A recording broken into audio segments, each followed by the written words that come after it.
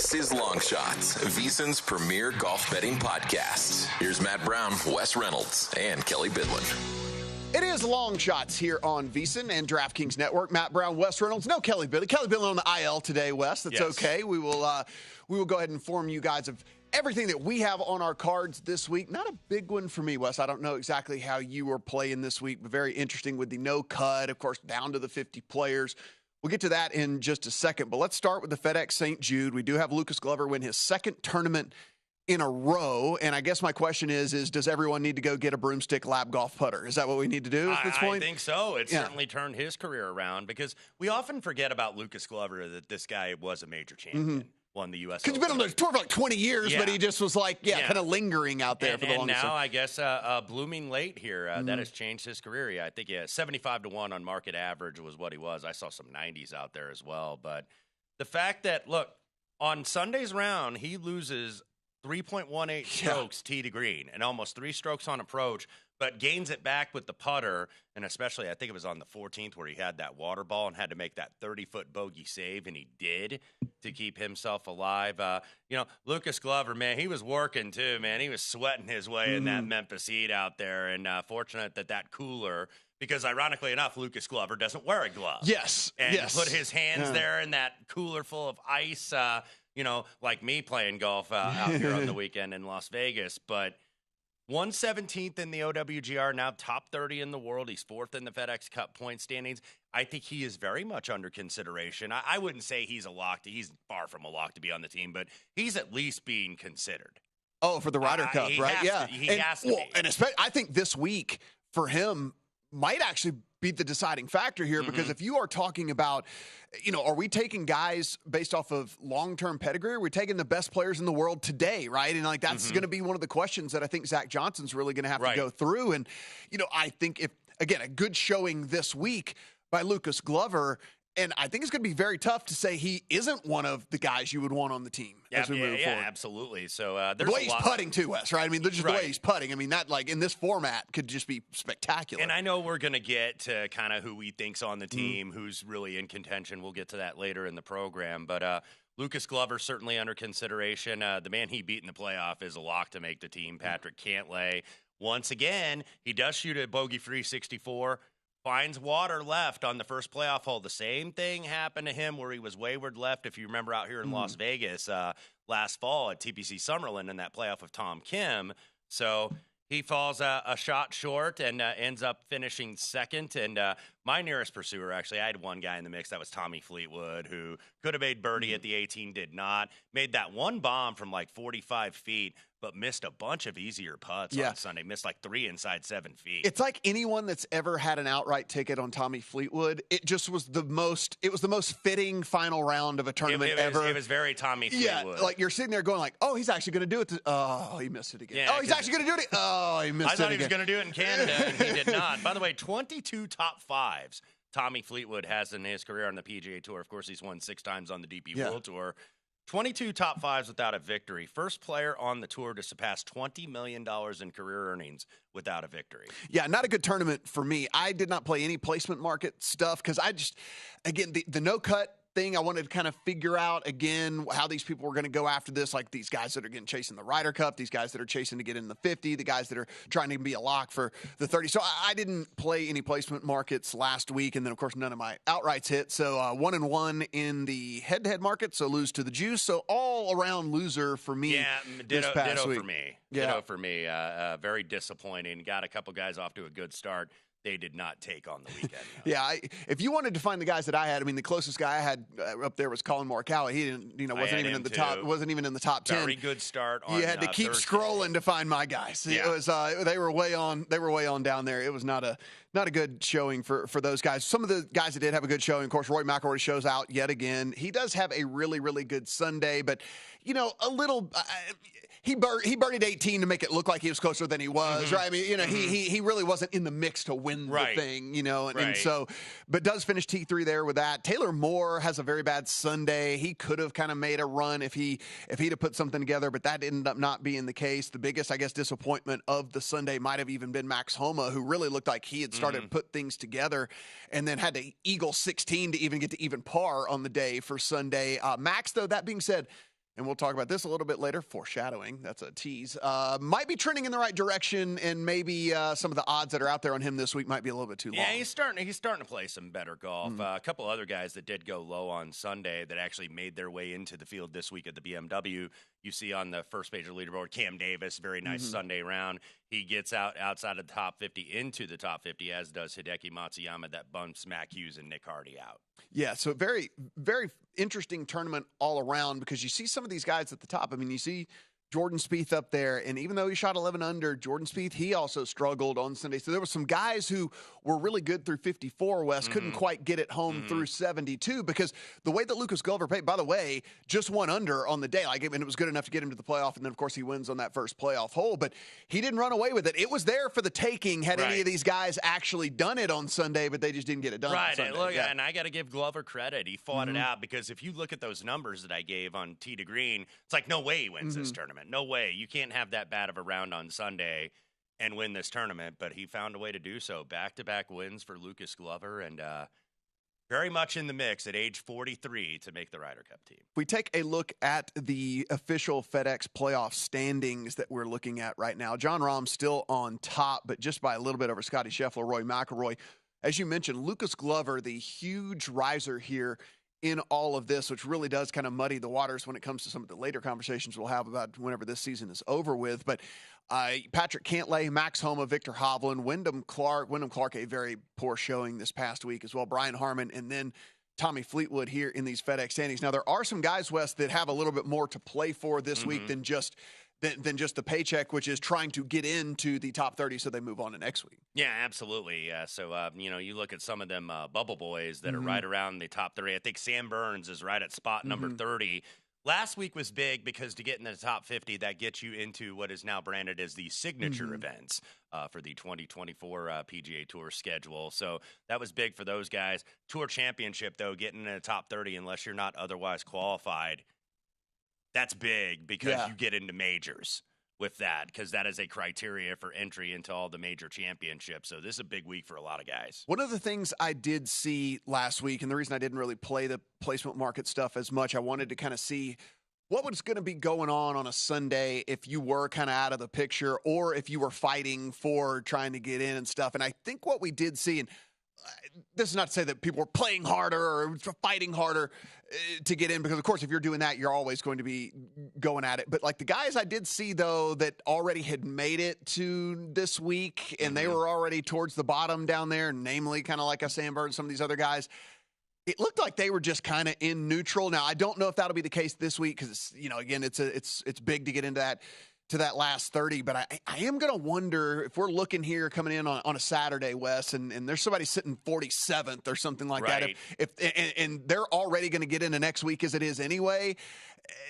Is that a person to bet against, right? How hard are they going to try? Are they going to try to keep it in reserve so that whenever they get to next week, they can truly try to climb that leaderboard? Something maybe to keep an eye on. Not saying that that's definitely a betting angle, but at least something I'm going to keep an eye on this week. Yeah, and there were some guys that were kind of, pretty much safely, and I think safely in the top 30, like a Tony Finau, having won on tour this year. He played very poorly, so he was a guy that was down there. Ricky Fowler was a guy, T58, Sam Burns, T52, Jason Day. All the guys that have won this year are pretty much guaranteed that they are going to be in the top 30 if they've won at least a non-alternate event. So that is something to obviously look at. But we know next week we get that weird format, that staggered strokes format, where the leader in the FedEx Cup starts at 10 under par, and then the guy in second starts at 8 under, and so on and so forth. And the guys like in the back end around 30 have started even par. So you want to make up as much ground as you can, clearly, this week. So over at the BMW, if we look at this odds board, and again, we will get into Wes's course breakdown at the beginning of next segment, so be sure and stick around for that. But Rory McIlroy is at the top here, 6.5 to 1, just a little bit shorter than Scotty Scheffler at 7 to 1. Jon Rahm at 9 to 1. They are your only single-digit shots here, but Patrick Cantlay, coming off of some very strong performances, is sitting at 10 to 1. And Wes, as we started to kind of dig in a little bit further on all of this, I do have a play on Cantlay. It is not an outright for him, but you look at Cantlay, and you don't really think off the tee whenever it comes to Cantlay. You start to think of some of these other guys. Patrick Cantlay has not lost over the tee, off the tee in 12 months now. And so this is a guy that just continues to go out, and he's not really thought of as one of the bombers. He's not really thought of as one of these super accurate guys, but really and truly, he probably should be in the conversation with one of the best drivers of the golf ball in all the sport. Because again, if you can go 12 calendar months without losing off the tee, you didn't have one bad tournament off the tee, you're a pretty elite driver. Well, number one in this field, by the way, for total driving. I also think he's second strokes gained off the tee last 36 rounds behind Scotty Scheffler. So Cantlay, by the way, two-time defending champion here at the BMW, albeit on different courses. He shot 27 under at Caves Valley and beat Bryson DeChambeau in that long playoff in 2021, then held off Scott Stallings by one last year in Wilmington, Delaware. So Olympia Fields, and we'll get into more of the course breakdown in the next segment. This is not a course where you're going to be shooting in the 20-some under par range. This is a very difficult course. Might play a little bit easier than it did in 2020, but keep in mind in 2020, the winner of this event was 4 under par. That was John Rahm over Dustin Johnson in that great playoff where Rahm hit that double breaker from 66 feet. So, you know, I think probably single digits under par is in order to this. That next tier starts with Xander Schauffele sitting at 16-1. We talked about this last week on the program, Wes, about just the win equity for Xander. I just don't know if he's fourth on this board when it comes to win equity. There's a lot of guys on that first page. Tommy Fleetwood's another one, 20-1. Not a lot of win equity there. 16 on Hovland, 20 on Fleetwood, 22 on Hatton, 22 on Homa, and then we get to 25 or longer. We'll continue to run down the odds boards. Let's see if there's anything that really sticks out to us as well. And then, of course, get into this course breakdown and the stats that matter to us. It's Matt and Wes coming back here on Long Shots.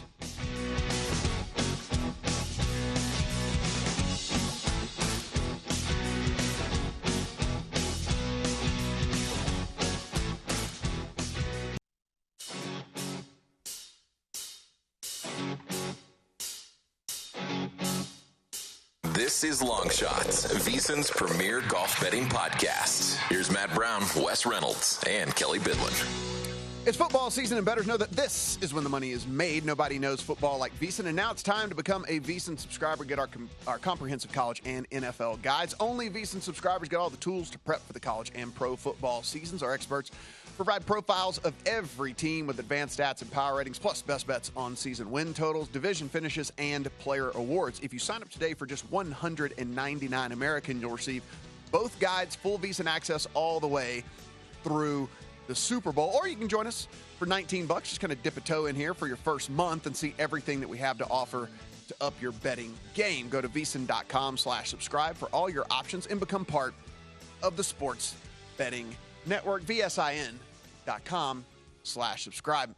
The man to my right wrote several integral pieces of both of those guides, and so go in and find his words that you can check out some of the divisions there in the NFL and some of the conferences over in the college football guide. And you also do every single week over on VSiN.com a great breakdown of the courses each and every week that we're going to see on the PGA Tour. And this week we are headed up outside of Chicago, Olympia Fields. Again, guys, a 50-person field, no-cut event. Yeah, and this is going to be a very difficult course, one of the more difficult ones they'll play on the tour this year. Par 70, 73, 66, sixth longest this year on the PGA Tour schedule. Very tight, classical Parklands design. The bent grass POA fairways, about 26 yards on average in terms of width. That is the second narrowest on tour. And if you miss these narrow fairways, you do have some penal rough. It's Kentucky bluegrass, about maybe 4 inches high. It's going to punish errant tee shots. You also have some strategic fairway bunkers that are pretty deep. Not a lot of water here, just 5 holes where it comes into play. Tabletop greens, they're going to be fast, 12.5 on the stem. They're bent POA, more of a bent than certainly a POA. Greens are firm. They do slope. There's some of the smaller ones on tour, about 5,200 square feet on average. This course, by the way, where it hosted the BMW Championship in 2020, which I mentioned in the first segment that Rahm won in that playoff, average round was plus 1.82 over par. I think it's going to play a little softer this time, but I don't know how much softer. I don't think it's going to be getting into double digits. Only 5 players, by the way, broke par that entire week at the 2020 BMW. If you look at kind of like the scorecard, you've only got 1 par 4 longer than 475, but 8 of them are 445 or longer. Not a single of those par 4s, by the way, played under par in that 2020 event.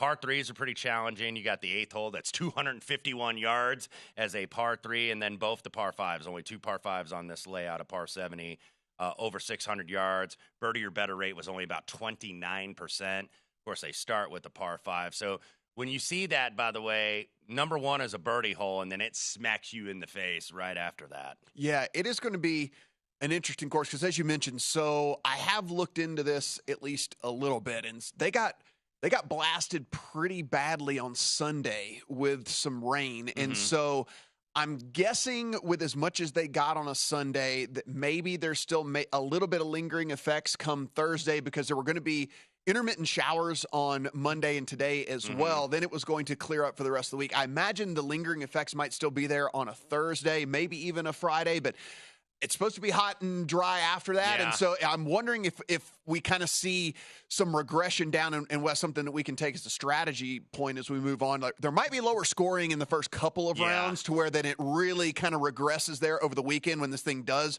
dry out. Because as you mentioned, I mean, listen, one of the very hardest fairways to hit, only 48% in 2020 whenever we played here. So these things are tight and very hard to hit. You mentioned the greens as well. Greens and regulation percentage was only 57%. That was third toughest on tour that year as well. Around the green play was actually 4.5% more important here than it has been in every single other stop. So I'm with you. I think like maybe we see, maybe it's not 4 under because maybe some guys can get out to a little bit of something on Thursday, Friday, but then we might see guys a lot of guys get into neutral on the weekends. Yeah, that's what I think is going to happen. I could see like 8 or 9 under leading into the weekend. It's like, okay, they're probably going to reach double digits, and then they stay the same.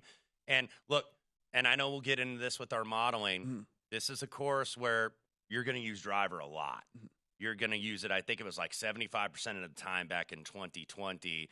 But despite that, you get a lot of short and middle iron shots as well. So you don't necessarily, when you look at the guys, by the way, that did play well here in 2020, you get some guys that were bigger hitters like John Rahm, like Tony Finau. I think Finau was tied for 5th in that event. Matsuyama can get it out there. He was T3.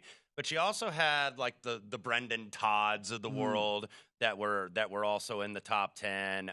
You had Mackenzie Hughes, Lanto Griffin. These are not exactly big hitters off the tee. So you can still win this just by being a good driver. You don't necessarily have to be long, even though it certainly helps. Yeah, and of those 5 guys you mentioned that were under par in 2020, of course, 2 of those guys won't be here because they weren't even eligible to be here. So Dustin Johnson and Joaquin Niemann not going to be here. So it's only Rahm, Hideki, and Finau that are actually in the field. And as you mentioned, Hideki had to play his way in to get here this past week. And so only 3 of those guys in the field this week. I'm interested to the strategy that a lot of people are going to take this week, Wes. And you know, you mentioned the Bombers and certainly driving having some success here, but if the fairways are a little bit more receptive on Thursday and Friday, then I think we do open the window at least a little bit more for some of these guys who are just super accurate driving the ball, because if everyone's missing the fairway, then it's better to be longer missing than it is to be shorter missing, right? So I mean, that's why we see, you know, the Bryson effect we used to see back in the day. But if it's a little bit more receptive on Thursday and Friday, I wonder if we can see some of these guys who I don't think any of the short guys necessarily are great. I mean, you mentioned, the 600-yard par 5s. You need to try to score on those things. But I wonder if it does open the door for some of the middling-ish, like length guys, but that are super high accuracy.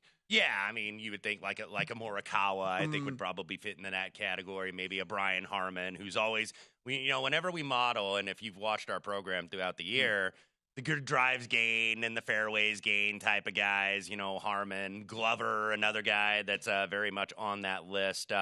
But I tend to lean a little bit more to the Bombers this week. I just think that you look at the guys, Rahm, DJ, and Finau, they were all like top 5 on the tour in driving distance. So you don't have to be that, but I think it certainly helps if you are. Yeah, and one thing to really bring up here, guys, you're not going to hear us talk about like tournament history here at all with this, because as was mentioned off the top, if you didn't catch it, this is not always played here. We haven't been here since 2020, and so we have a very small sample size of stuff. Now, we're giving you what we saw in that 1 year, which, again, the green and regulation percentage being super low, the driving accuracy being super low, but this is not one of those things, Wes, where we have a year over year, right? I'm just looking at that. Look at that outlier, 4 under par in 2020, because this is like Oh, I mean, they tear up these courses. Crooked Stick, right by near where I grew up, just north of Indianapolis, 23 under par. Medina, 25 under par. These are courses, by the way, that have hosted major championships that these guys just absolutely tear up. So, maybe not 4 under, but single digits under par, I think, is going to be the winner here this week. Yeah, definitely. I think we're going to – like you said, I think we see some guys run out maybe on a Thursday, maybe even Friday a little bit earlier before it starts to get a little drier and a little bit hotter and all that. And I think the weekend's going to come around and smack some of these guys in the face, right? It might be time to fade. No, I remember watching this event. And these guys got beat up. In this event, and you're gonna make a fair amount of bogeys out here, and you got to be able to recover. Now, one of the things that we do see this week, guys, is even though there is only a 50-player field, it is a no-cut event. There are top 5 markets, there are top 10 markets, there are even top 20 markets available out there. Keep in mind when you see these numbers attached to like a top 20 market, it's not going to be odds that you've been seeing week in, week out, 156-player field. We're talking about 50. We're talking about no cuts. So that also opens up the opportunity, Wes, which we did see some of these guys this past week. I mean, Justin Rose went from basically dead last all the way and would have been cut basically all the way up to middle of the pack. And so you can actually see some of these guys really kind of rocket up the leaderboard and stuff. And so if you're looking and wondering why a top 20 on, let me just pull a random on a Lucas Glover's minus 105, it's because, again, it's a 50-person field, and he has 4 rounds to get there. Absolutely. And there's a couple different markets, too, this week. I know DraftKings, I'm sure a couple others have it up. There is a winner without the quote-unquote big 3 market, McIlroy, Scheffler, and Rahm, that is available at DraftKings. Obviously, the prices are cut down without those guys. So, like, Xander Schauffele is like 16-1 outright, but he's 11-1 in the winner without market. So that's something you want to pay attention to as well this week. If you think one of those 3 chalky guys are going to get there, it's kind of like playing the low 72-hole market a little bit next week at the Tour Championship. Yeah, and I mean, it is a very interesting market, especially when you consider also the guys over at Data Golf, and they have the win equity in Scheffler, McIlroy, and Rahm nearly 30%. Yeah. Right? I mean, like, just between those 3 guys, right? I mean, so again, like 1 out of every 3 times this tournament gets played, one of those guys wins it, right? According to them. And so if you want to kind of dodge that, if you want to look and say, like, man, I don't want to run into a Rory Buzzsaw week or a Rahm Buzzsaw week or whatever it might be, or maybe Scotty Scheffler can actually find the bottom of the cup with a putter, this week, it is an interesting market to look at, and maybe one that's even more interesting with the reduced field, because I think there are some guys, and we'll certainly talk about the guys that popped in our market, in our models, that probably, are probably going to show well here. I think we think are going to show well here, grinding on some of these tougher courses. We'll start to talk about what we emphasize this week and where did these guys show up in our models when we come back. It's Long Shots here on VSiN and DraftKings Network.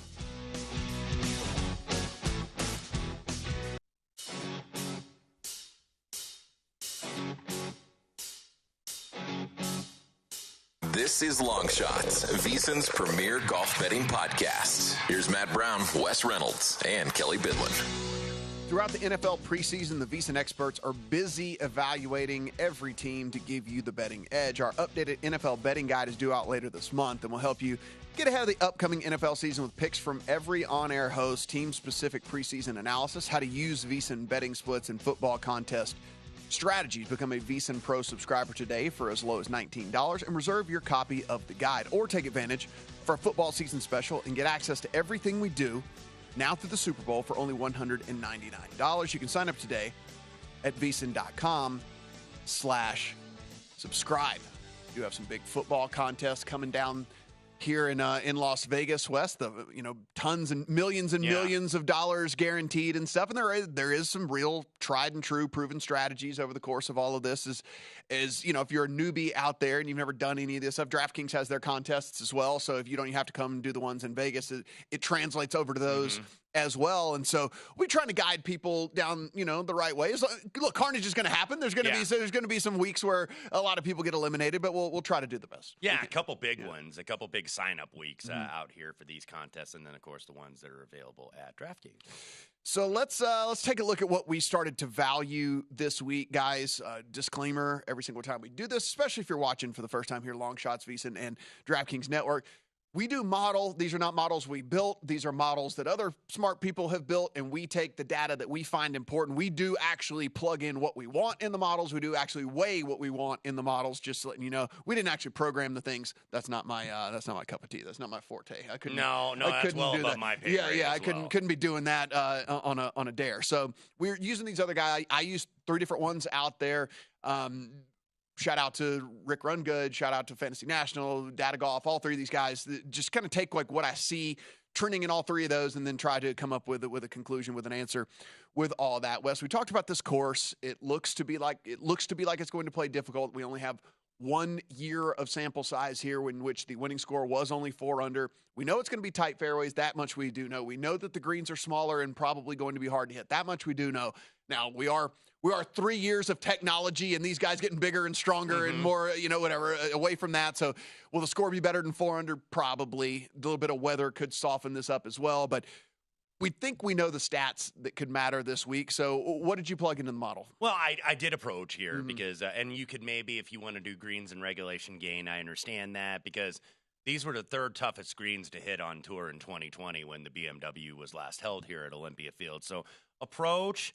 Also, a couple of the proximity buckets, 125 to 150, 150 to 175, because you would think, okay, it's a little bit of a longer course, 6th longest course they're playing on the tour schedule this year, that you're going to have a lot of like 200-yard plus iron shots. You really don't here because drivers used about 75% of the time.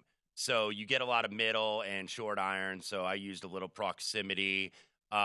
Also did use some distance here, driving distance gained, especially – usually this plays firm, but if it's soft, you want guys that can attack off the tee. And so you want to look at some of the distance guys. I mentioned 3 of the top 5 on the leaderboard were 3 of the top 6 in driving distance back in 2020. So you could also use a little combination of strokes gained off the tee, total driving. Total driving, by the way, is driving distance plus driving accuracy rank. So that's what you see, like when you see Patrick Cantlay 54, that takes his driving distance rank, whatever that is, plus the accuracy rank, and that's how you get that number. Strokes gained around the green, because these are smaller greens. I think your short game's got to be on point. I think it was 7th in terms of difficulty back in 2020. So I kind of comboed that a little bit with scrambling here, because you're going to have to be doing that a lot of times to save par or even to save bogey. Strokes gained putting, bent, POA combination here. It is mostly bent grass, so if you want to use bent grass in your model instead of including the POA, I certainly understand that. A lot of contours in these greens, so you could go firm and fast greens as well and also use those as conditions to kind of give you a different result. Bogey avoidance, plenty of over par scores on this course are lurking, even if it plays softer. And then I did strokes gain difficult scoring conditions as well, because I think if you're finishing in single digits in any event on a major golf tour, that means difficult scoring conditions. Yeah, so I think we're fairly aligned here. I was pretty high on driving distance as well. I talked at the top of the show that I think there are 2 ways you could go about this. I think if you believe truly in one of these guys that is just a fairway finder guy, I think there is a path to success here with that. The only problem would be, as we mentioned, if the weekend does come, we are talking about these pretty narrow. We're talking 26, 27, 28 yards wide, guys. Like we have really narrow fairways on average at this course. And even if you are hitting quality drives, and we've seen a couple of courses throughout the course of the season this year, Wes, where like you can hit a quality drive and it still just finds its way, off track here. And you're hitting from at least somewhat longer stuff. And certainly if you're a little bit wayward, this 4-inch rough that we're going to be dealing with here could be really, really gnarly, really nasty on these guys. And so I'm just going to lean towards hey, I'd rather have you further down there, right? Exactly. And so that's just the way that I went this week. So I was pretty heavy on driving distance, and I did put in at least a little bit of accuracy. So I did put in the driving distance and then kind of did the combination, as you mentioned, total driving. So I kind of doubled up there on the distance and then threw in a little bit of accuracy as well. I am also with you. If you're missing fairways, you're going to miss more greens as well. You can't spin the ball as well. You're going to get weird trajectories out of these rough and things like that. So you're going to need to be playing well from around the green. So I did around the green and scrambling, and I actually did that more in this tournament, I think, than I have almost in any of the models that I've made all year long. So pretty interesting there. The approach buckets of 125 to 150 and then 150 to 175 as to the bulk majority are going to come from that distance. So I did do that as well. And I did something that this is kind of unique to one of the modeling systems that I use out there, to where you can kind of mix in, even though I'm looking at, the 36 round in the macro level, I can put in how good has their approach been in the last 12 and mix that as part of the model as well, or around the green in the last 12. So I want these guys that are playing really good around the green in recently as well. If I think that a lot of that is going to come around the green, I do believe that a lot of the chances here, or like you said, the saves are going to come from around the green. So I actually did kind of mix in the last 12, who's kind of got the hot hand from around there. And then you mentioned these greens and how they can be pretty tricky. And if you do even hit them, that doesn't necessarily guarantee that you're going to have a real shot at making whatever putt that you have. And so I did the whole approach putt thing. Yeah, lag putting, I think, is important. I did that again because, again, if we're not scoring a ton anyway, remember, our only thing that we have to draw back from was a 4 under that won this thing. So, again, like that's over the course of 4 rounds. 4 under was what won this thing.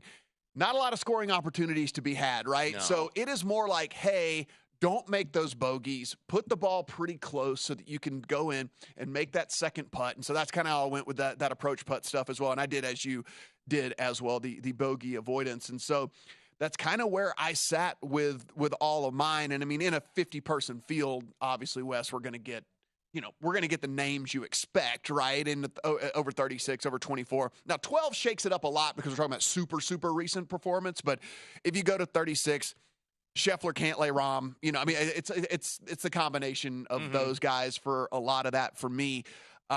Was there anything that was there a real outlier basically at the top of any of your models? I don't know if there was really an outlier. There are some guys that don't have a lot of win equity. Yes. That, especially one that, spoiler, does not meet my outright, but I will play on a placement market. Like some of these guys that are distance guys that have been playing well and getting good finishes, but just haven't been winning, like somebody like Benny On, who I believe was second in driving distance gain behind Rory McIlroy. So, you had a few of those guys mixed in there. And like you mentioned, if you go with the more recency stuff, like 12 rounds, then you're going to see a lot of Lucas Glover.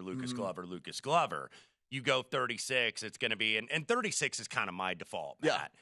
Because I feel like that gives you recency, but not too much recency bias. Because it also is going to include, whenever you do that throughout the year, except like deep in the fall, it's going to include like major championships. So it's going to include some big events. And this is obviously a big event. So you want guys traditionally that perform well in big events. And we showed earlier the guys that are the recent winners here, albeit on different courses. Traditionally, it is a proven class player that wins these events. Cantlay the last 2 years, Rahm, Justin Thomas. Keegan Bradley was an outlier at Aronimink in 2018 at 140-1, but Bradley had won a major. Right. He was a proven guy. Mark Leishman never won a major, but he was a proven player. DJ, Jason Day, Billy Horschel, Zach Johnson, Rory, Justin Rose. So these are not guys that are like, they come out of nowhere and have never won. So that's why it's a little bit risky to go down the board on an outright market, I think. And while we mention guys, we keep talking about, you hear us say win equity over and over and over again, and we talk about this 50-player field.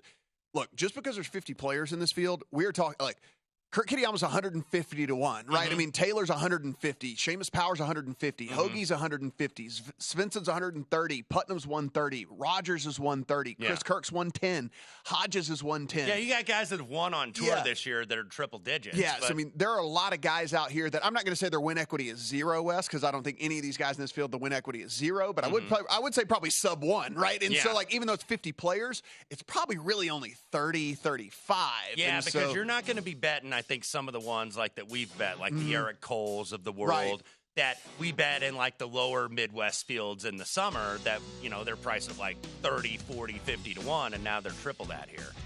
Who made our betting cards this week? We will run through up and down and all around, not only outright, but placement market and head-to-head stuff as well. When we come back, it is Long Shots here on VSiN and DraftKings Network.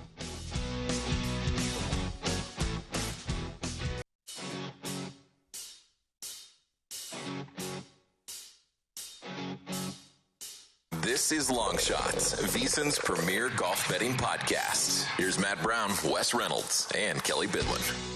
Football is ready to kick off, and VSiN has everything you need to make this a successful season. Our college football betting guide features best bets from writers and on-air personalities, along with team previews for every single one of the 133 FBS teams. Our NFL betting guide help you tackle the upcoming NFL season with in-depth profiles of every team, including advanced statistics. We've got some proven betting systems in there as well, plus best bets on season win totals, futures, and props. You can become a VSiN Pro subscriber today for as low as $19 and get the college football and NFL betting guides and the update of the betting guide that's coming out here in a couple of weeks. You can sign up today at VSiN.com/subscribe.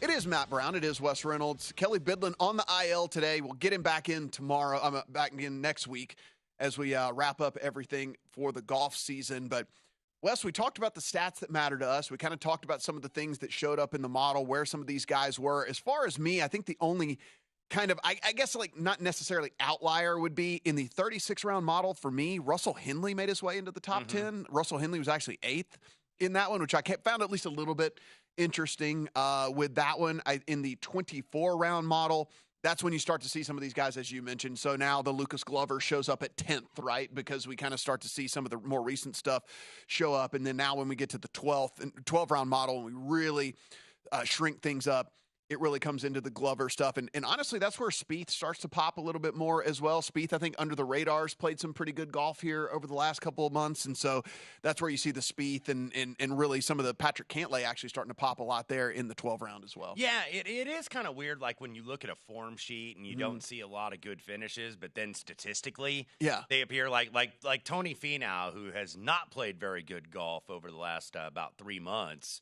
But yet he was in my top 10 in an overall model this week because he just profiles statistically. And then you got to commingle that, too, with, like, course fit.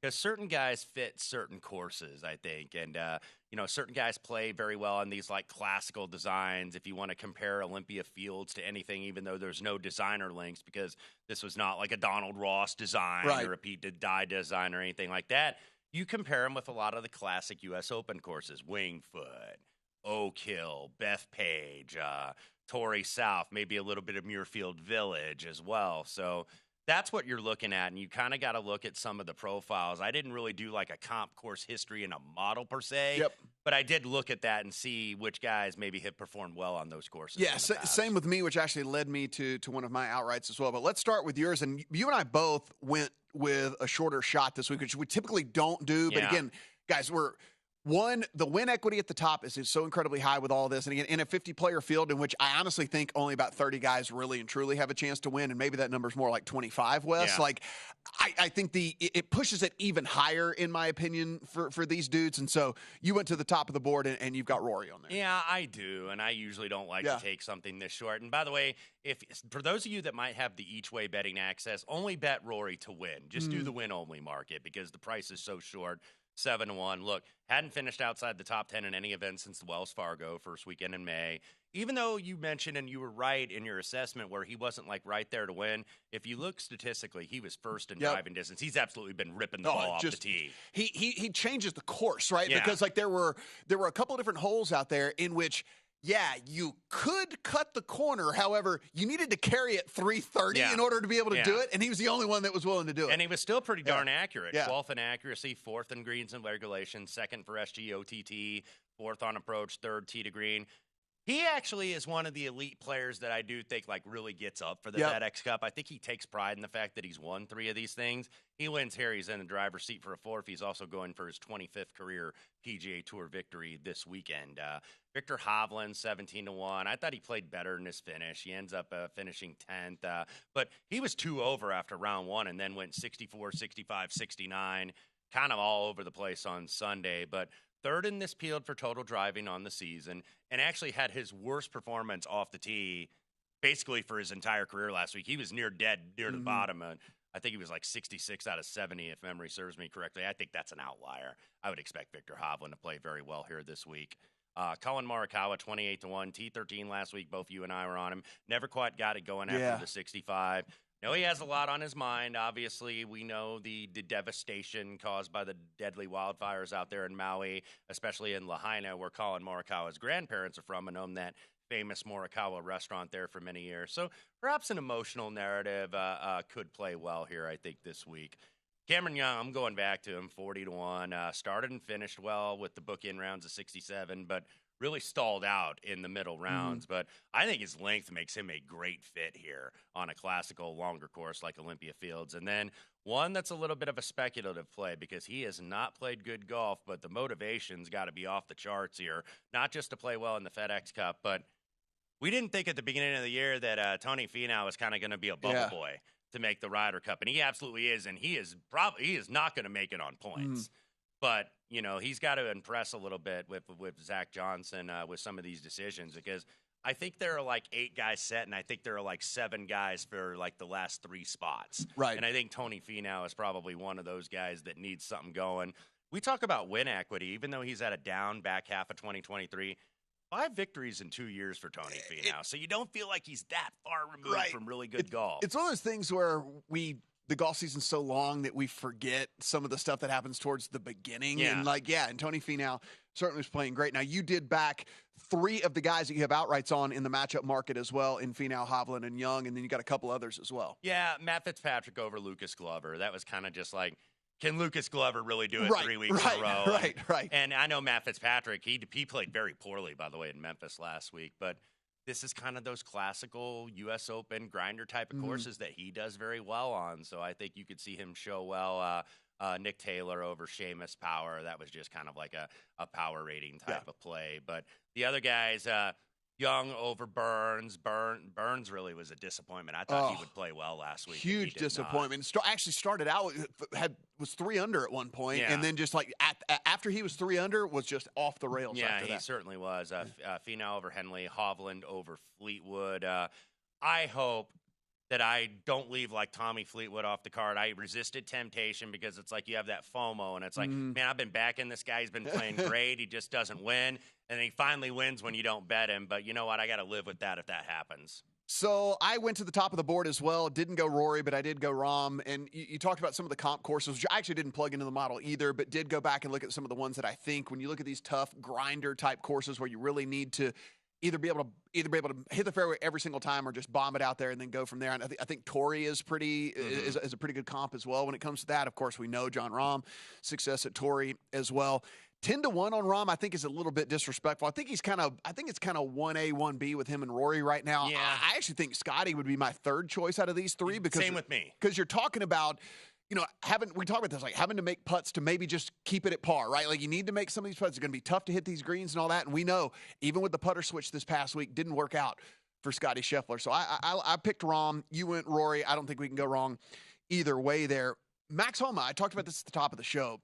Go and look at Max. He hit a lull in the middle of the season, and now he started to pick it up a little bit, you know. And I looked at these guys where they were kind of showing up, not only in the model, but where I was seeing things starting to trend, connected to the odds attached to them. I thought that there was some value there on Max Homa at 30-1. And then Sung Jae M was the opposite approach of what I was going with. Sung Jae's the, okay, if this does actually favor one of these dudes that's just going to hit every single fairway, well, then let me get one of these dudes that not only can do that, but also can do it with precision iron play as well. And I actually had Sungjae as a consider as well. At 47-1 just seemed a little off for me and maybe a little bit disrespectful for a dude that I think fits this if it goes that opposite way. Now, you and I both think it's probably going to favor the Bombers and all that, but like, hey, if it does go the opposite direction, give me some exposure to Sungjae there at 47-1. I did go Fleetwood, but I'm not doing it, right? We used to talk about top 10 Tony because he could never win, and then he started to win. Yeah. Maybe it's top 5 Fleetwood, right? Yeah. So let's just go Tommy Fleetwood in the top 5 here. I'll probably have him on a place that maybe a top 10. At 4-1, over 4-1 on Tommy Fleetwood. Tyrrell Hatton, really bad showing this past week, but listen, I'm going to go with just what we've seen from him over the course of the season, right? And I think he can get into that top 10 at 2-1. A couple of first-round leader bets, and so they're one guy that you mentioned, one guy that you're on from an outright perspective. I have Vic at 29-1. I also have Benny on at 42-1 on first-round leader. I haven't seen 4 rounds from these guys yet in a very, very long time, but boy, they can go low whenever they're striping it, and so I do have the first-round leader on those guys. And one other market you can bet, I have Patrick Cantlay under 12.5. And what this does, Wes, is if you are at a book that does dead heat, this takes the dead heat out of it, right? And so you're just basically betting him to go under that 12 number there. That was only juiced to -125, which I thought was very generous on Cantlay, who one of the favorites for this tournament, and honestly, he's had a ton of success in courses like this. Yeah, look, I wouldn't disagree with that. I would still be willing to play him top 10 as well. But on your Benny On, he's played really good golf lately. T3 at the Scottish, T2 at the Wyndham. Doesn't have that win equity because we thought when he won that U.S. Amateur years ago, he was going to be a big star and just hadn't got it going. But he's only 31 years old, even though these guys feel like they've been out there forever. So give him time. If you missed any part of today's show, it will be on the podcast feed. So go in, subscribe, rate, review. We do appreciate all of that. Thanks for watching over on DraftKings Network. And good luck on all your bets this week.